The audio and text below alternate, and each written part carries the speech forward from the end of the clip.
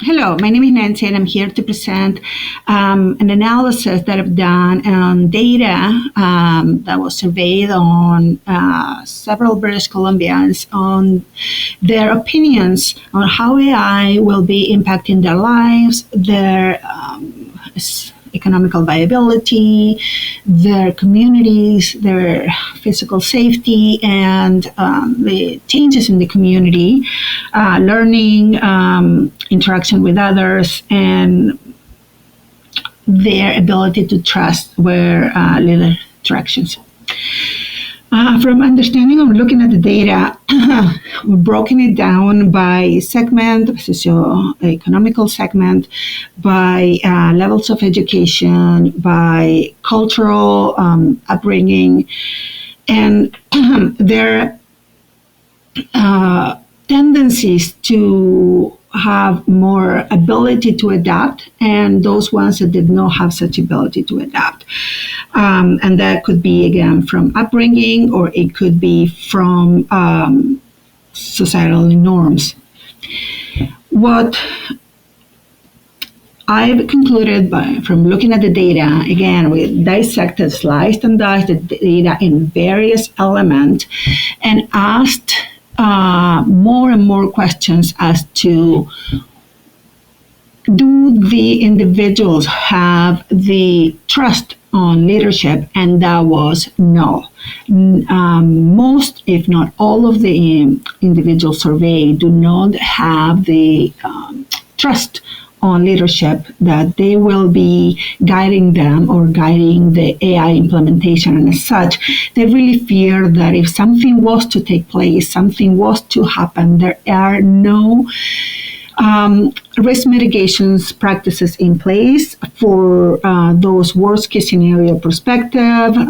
Let's say, for example, consuming too much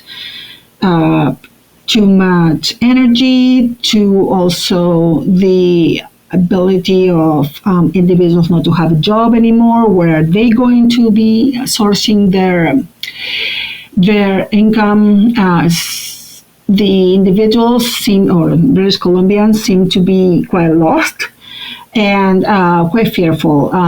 Looking at individuals with a lot more education, they seem a lot more adaptable and less risk averse. However, the lack of leadership is really impacting them, and the lack of direction.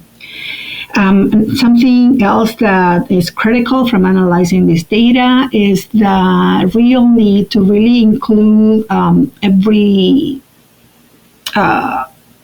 member of society, every group, particularly the First Nations, because the fear is that their cultural upbringing and their cultural and ancestral traditions may get lost if they're not incorporated in the models that the AI will be based on.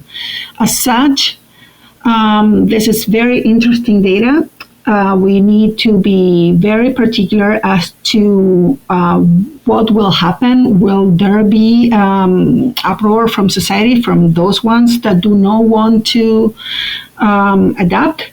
Will those individuals be manipulated by the same tool that they will be used? AI is a tool, and a tool, as such as a knife, can be used for cutting things that need to be cut, and it could be used for something more dangerous. So AI is a tool, and as such, you need to have a lot of regulations and a lot more conversations and communications as to what path the province is taking as a province within the context of Canada and globally.